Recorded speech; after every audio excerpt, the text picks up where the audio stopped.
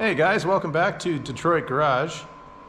We're going to start working on this 253 now. I've got all the parts for it. I have to make a small order for some things, but most of the parts are here now. So, got the overhaul kit for it.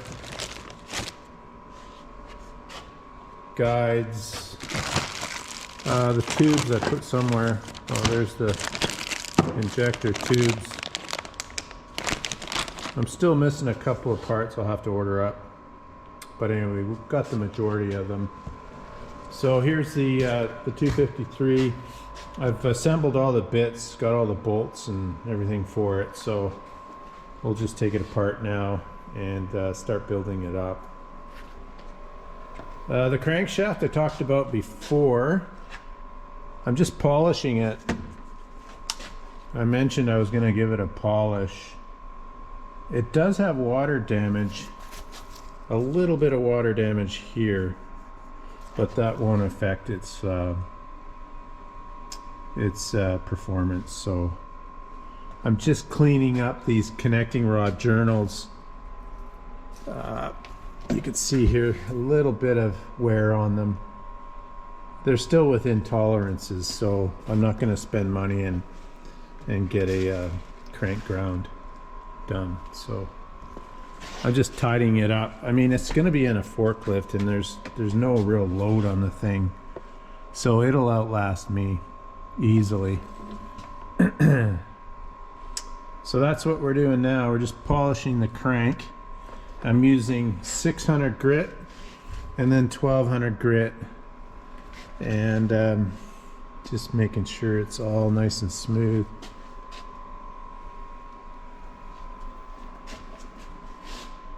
Yeah, the crank is a little marked up. It's been laying around.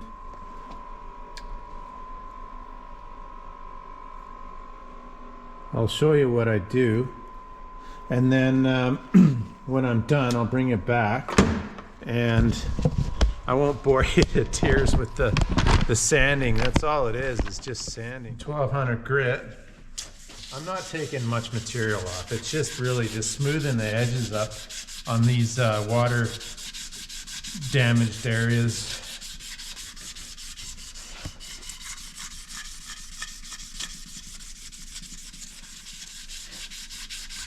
And then when I'm done, I'll wash the crank, clean out all the oil galleries and everything on it.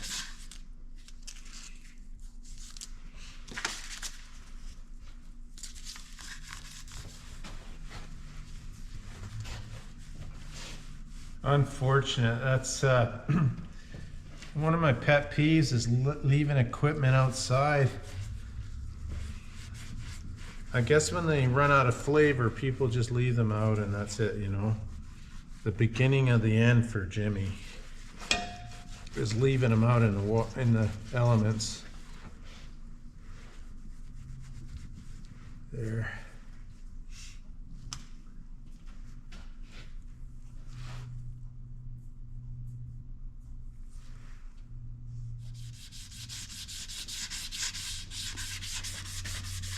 If my memory serves me correct, I think there's a total of plus or minus 2 thousandths on the run out. Yeah, for my application, this is fine, but if it was going to go back into something under heavy loads, you'd want to take this crank in and have it turned another 10. It might have to go 20 actually on those. That little pit here is a little deeper than maybe, well, probably 10 would clean that up.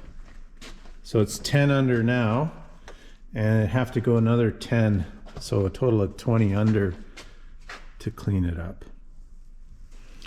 So I'll bring you back when I'm done cleaning it. So I'm just pulling the sleeve off the front of it. Take a grinder, give it a cut, and then something to work with it. And then I use a chisel and I just knock it off. Comes off real easy.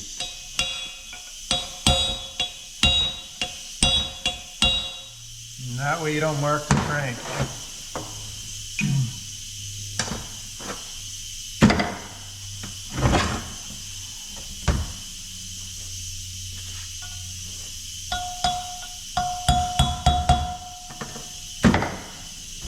And in the end, I just use a brass punch. Comes off nice.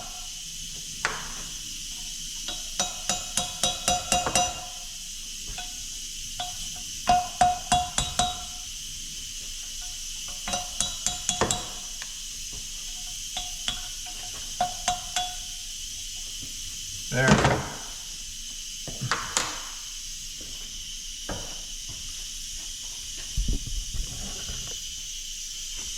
There's the old sleeve, and now I'll clean that all up for the new sleeve.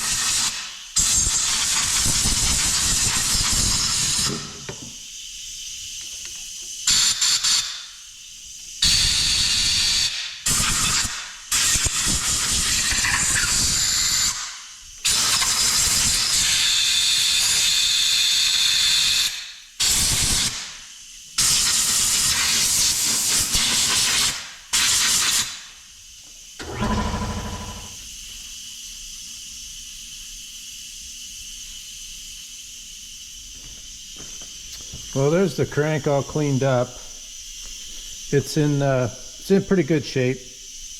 Like I said, it could use a trip to the machine shop, but for what I'm going to use it for, it's more than adequate.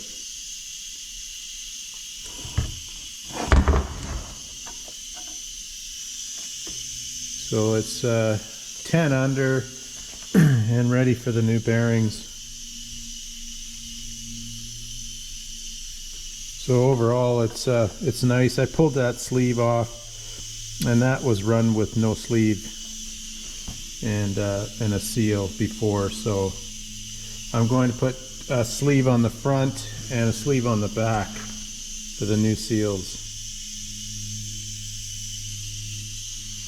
And that's it. It's ready to go back in.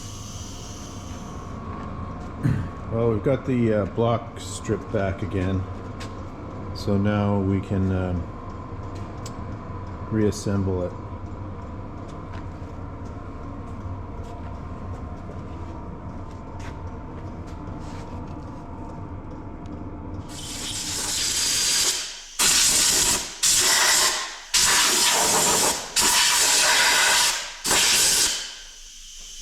Okay guys, for the fun part, we're going to put the bearings in it.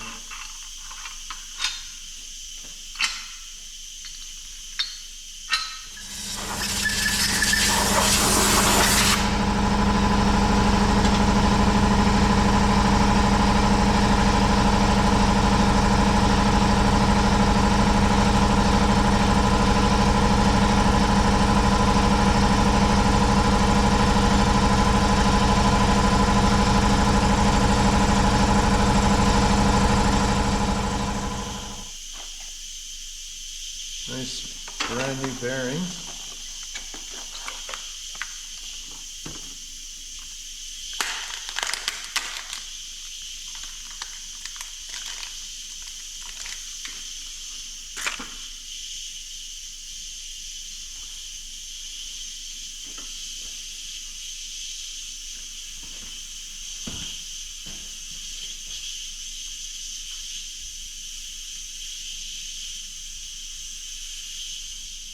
Although the box says 10 under, I always double check the bearing cap itself to confirm that that's the case. Just in case the guy had a bad day when he was packing it.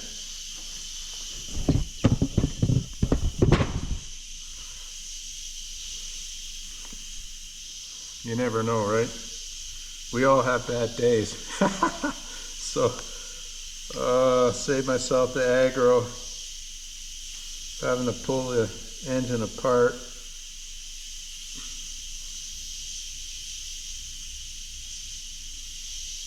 So the bottom shell's in.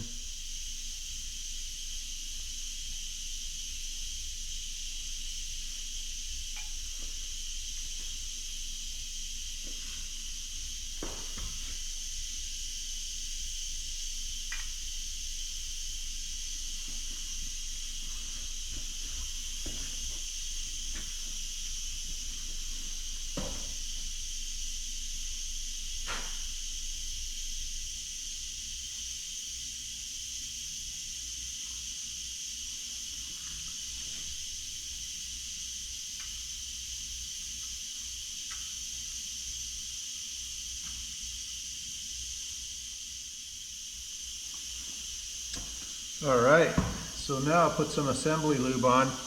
And for this build, I'm just using engine oil. I'm using the 40 weight engine oil.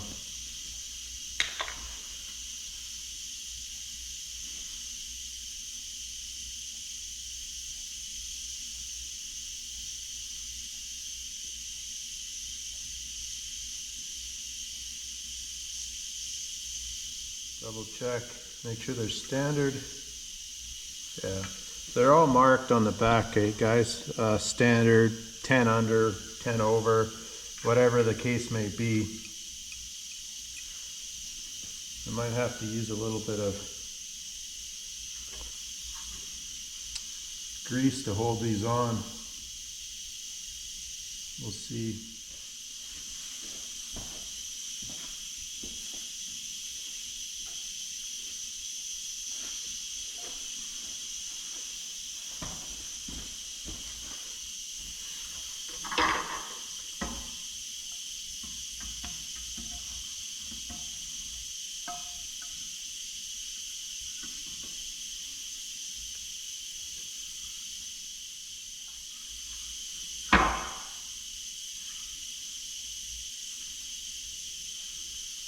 There.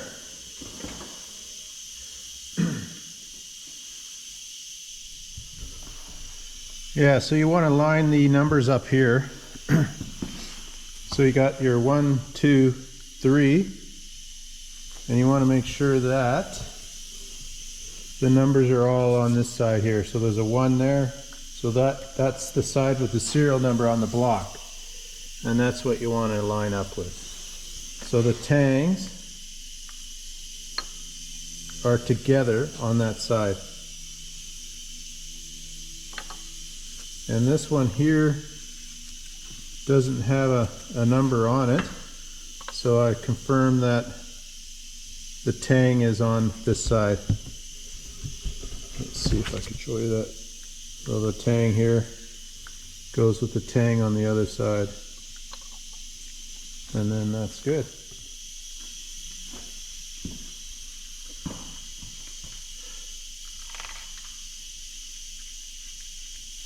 And the grease on here is number 2 compound, which in the Detroit community is called peanut butter, and it's used to get the correct torque values on the bolts.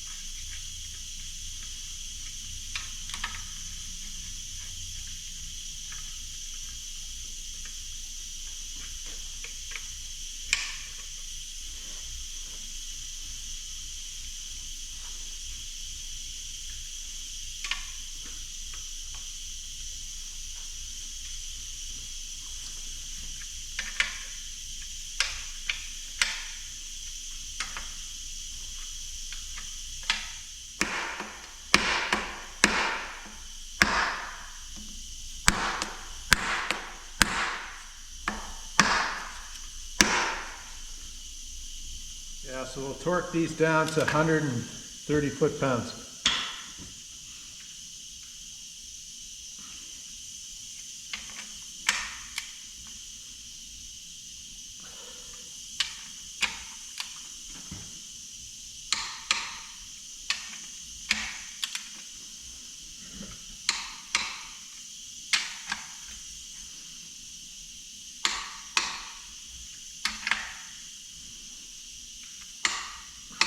Torque these down to 130, and then retorque everything to 130, and then that's the crank in.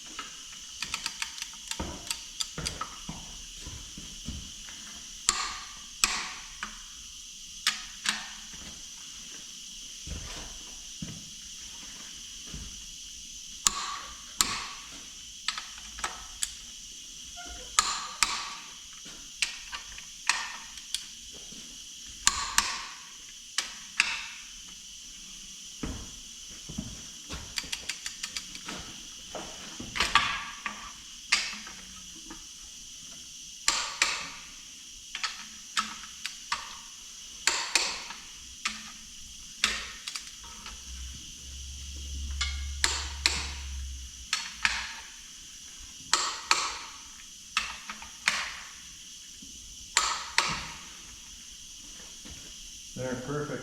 Well, there you go, guys. There's a crank in.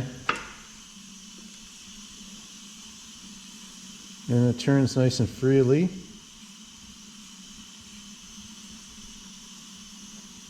So we're ready to put the liners and piston kits in.